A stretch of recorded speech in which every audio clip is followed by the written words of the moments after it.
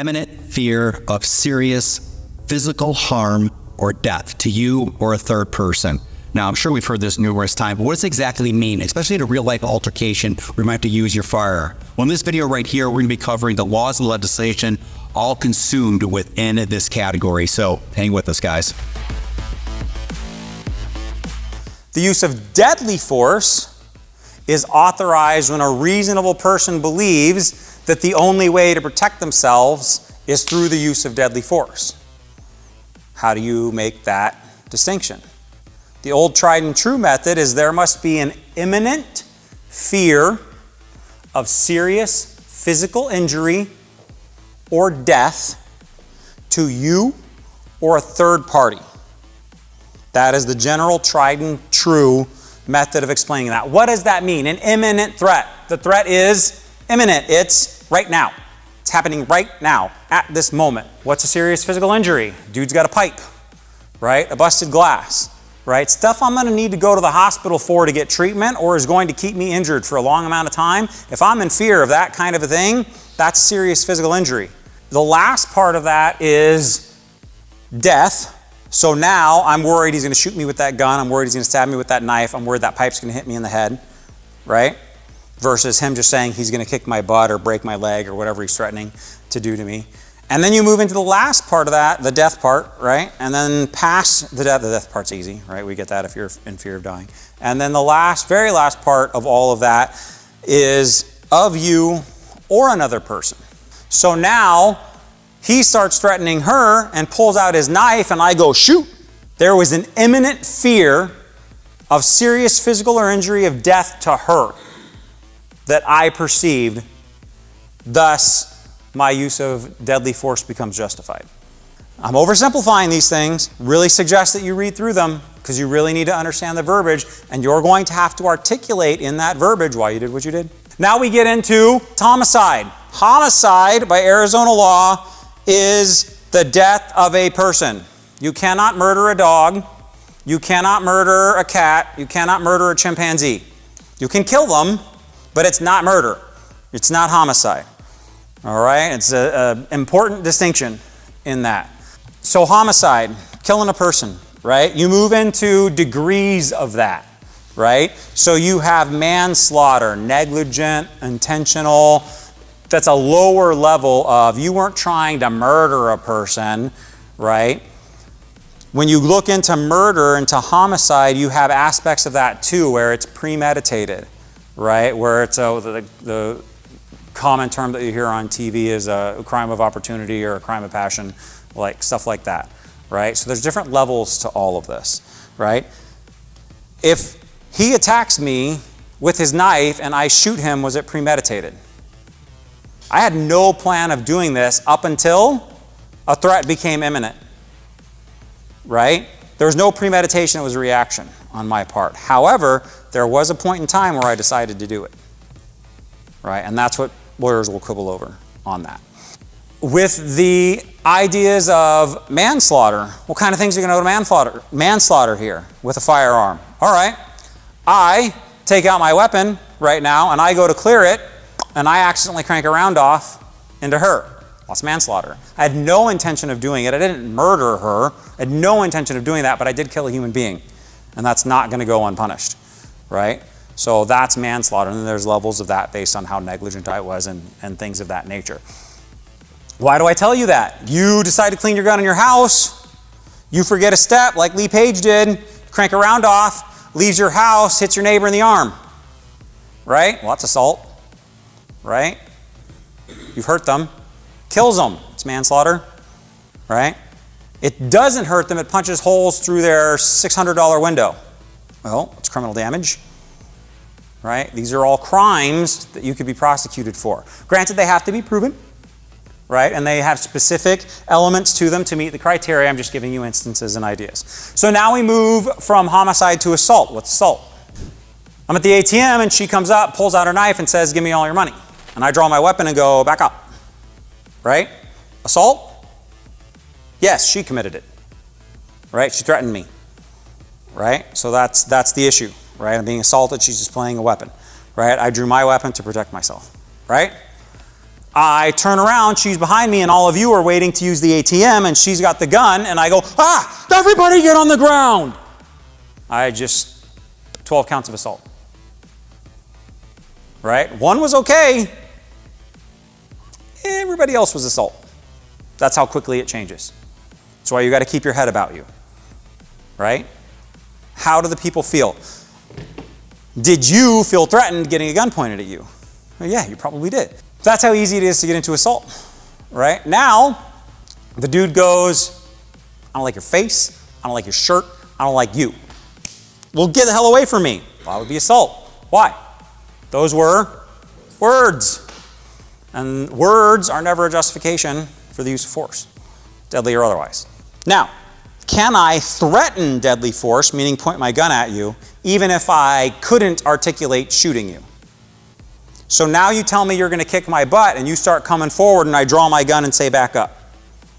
The statute says if I can articulate why the use of physical force would be needed, if a reasonable person thinks that deadly force would be needed, then you could threaten it. It's harder for a guy to justify why he shot someone. I'll be totally honest with you. A little easier for ladies to justify it. And the smaller you are, the easier it is. The bigger the discrepancy between you and your attacker, the easier it is to make that justification.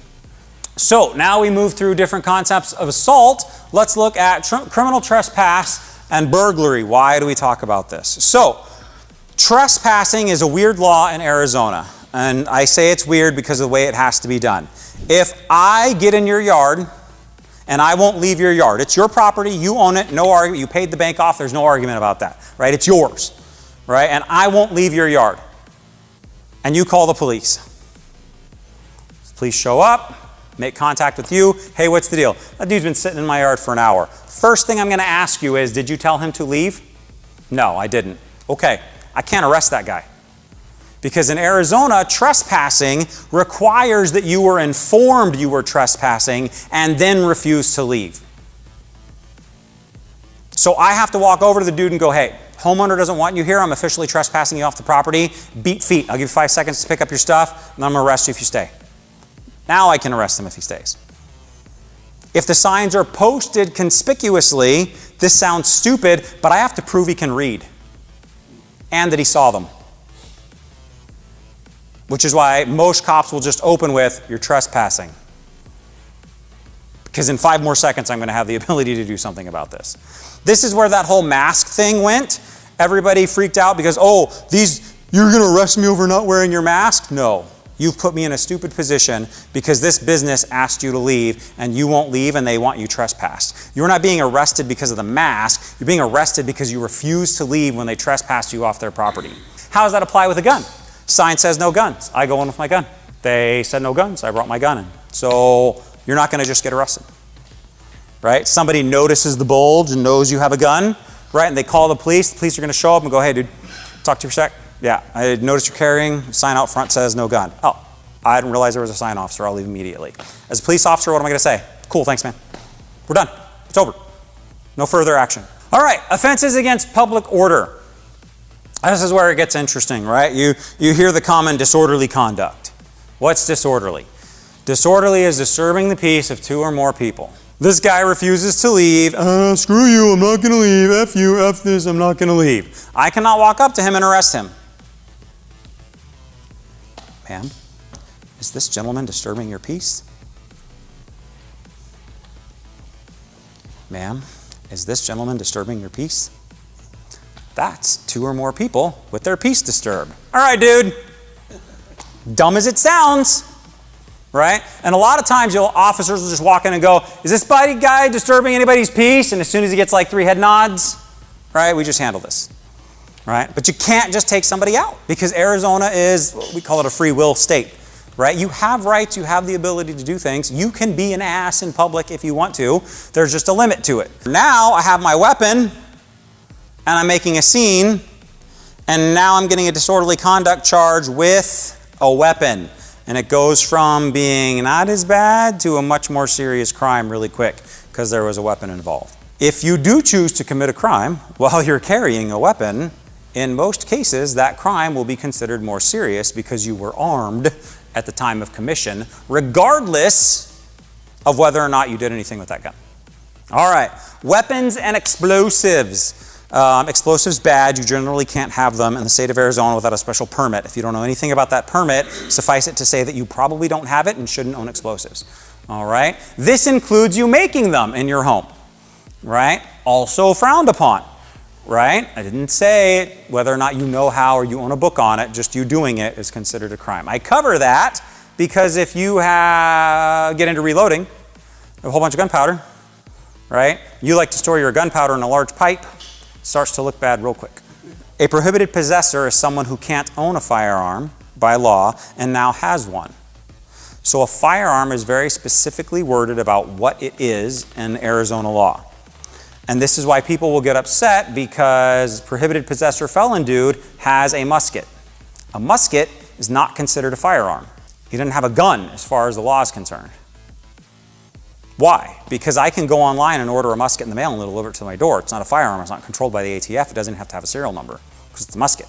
The reason I tell you to know this is you should have a basic understanding of what you're allowed to and not allowed to have. And the general piece of information on that is that if the barrel of your rifle is shorter than 16 inches, you're going to get in some serious trouble. If the barrel of your shotgun is shorter than 18 inches, you're going to get in serious trouble. If the barrel of your, or the overall length of your shoulder-fired weapon is under 26 inches, you're going to get in trouble. Those are the magic numbers. They're all in the statute for you to read. So the last one is liquor and guns. Alcohol and guns are a bad idea. If you are in an establishment that serves alcohol, you generally can't have a firearm there.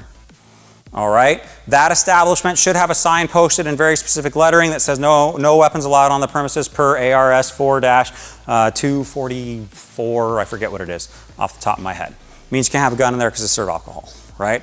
Spirit of the law versus letter of the law. So now you're going to go down to the interpretation of the officer that arrives on scene, right? A letter of the law officer is going to cuff you and that's going to be the end of it.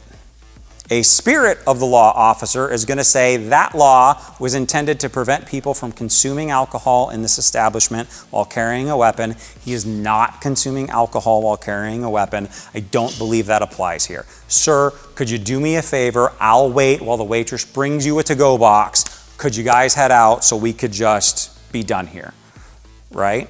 I can't leave and leave you in the establishment, but I can articulate why I don't feel you're breaking the law here, right? Now, my decision could be overturned later and you could get a letter from the county attorney once my body cam gets reviewed that says, we're charging you anyway, right? So those are the things that could happen.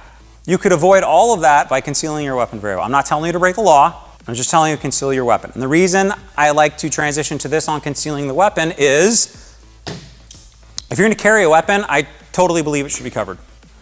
I will wholeheartedly tell you that you should have that weapon concealed. Why?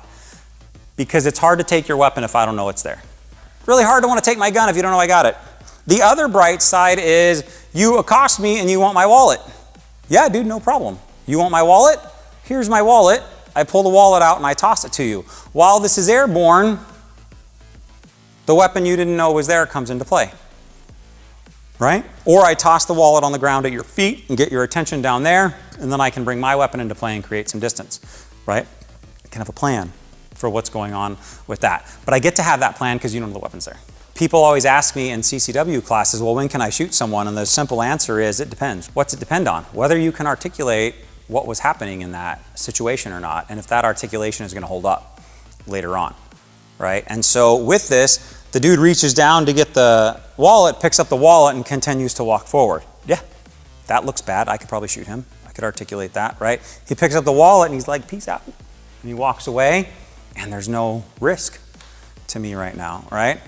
The dude went, I'm going to effing cut you, I'm going to kill you, and your kid's standing next to you, and he goes and bends down to get the wallet and I put a bullet in his head. I could articulate that scenario a lot better, right? There's so many factors that come into it, right, on whether or not we can make that happen. I am under what's called the Law Enforcement Officer Safety Act. I can carry my weapon in any of the 50 states concealed, loaded, and ready to go. As CCW owners, you really need to make sure that you got your I's dotted and your T's crossed when you're going to move to another state with that weapon, move through that state with that weapon, because you can get in some serious trouble. I used to have slides with all of the laws and stuff on. They seriously change so often that I could spend my life fixing that slide and it'll still never be accurate. Call that state and find out is your best bet with it. If you can get it in writing on the state, that's better. The next thing is to call for a law enforcement agency and ask them and get the name and badge number of whoever told you whatever. Then call a different law enforcement agency in that area and see if their answer matches the first dude's answer. If it does, get their name and badge number and roll with it. If it doesn't, right? Why? Because different officers have different interpretations of that, and it's in anything. Law enforcement contacts. If the law enforcement officer asks if you have a weapon, you must tell him the truth, is the law. Obviously, everybody does that, and there's never any issue because criminals follow all laws, right? That's why they're criminals.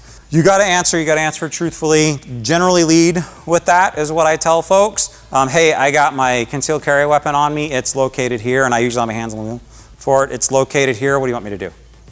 Right? And so if you get me stopping you, I'm going to go, cool, don't reach for your gun. I won't reach for my gun. I need your license, registration, insurance. Be careful attempting to help an officer in distress. There's that whole viral thing going on about, oh, would you help an officer in distress? Man, I think that's great. I would love to know that people will stop. I have seen people stop. One of my agency's officers' life was saved because the dude was a convicted felon out on parole, and he stopped to help the officer. Okay, right? Like, I guess it worked. He's changing things around for himself. Here's the problem. If the officer didn't ask you for help, you have no coverage, right? You're out there flapping in your own world, right? Everything you do is directly on you. If you walk up and go, officer, do you need help? And I say yes, boom, you just got my umbrella coverage for what you're doing, right? You break this dude's jaw helping me get cuffs on him, you're okay. The department's going to handle that because I asked you for help. I essentially deputized you in that moment and gave you the ability to help me. The other issue is active shooter environments, right? Or somebody robs a store and you shoot someone. Well, the police are coming, right? How are they supposed to tell you apart from the guy? Because all they got was dude with a gun in the store. And when you walk in, there's a dead guy in front of you and you are the dude with the gun in the store. We don't know. Arizona has a thing called mutual combat. So you and I just start fighting in the parking lot, they're going to take us both to jail. Mutual combat, right? How do they determine it's not mutual combat and self-defense? I don't know what that dude's problem was. All of a sudden, he just came at me swinging, screaming, I don't know what, and I punched him in the face and he went down. I still don't know what this dude's problem is, right? Okay, well, that doesn't sound like mutual combat, right? That sounds more like self-defense, right? The QT video showing that would be helpful. If anybody YouTubed it for you, that would be helpful as well.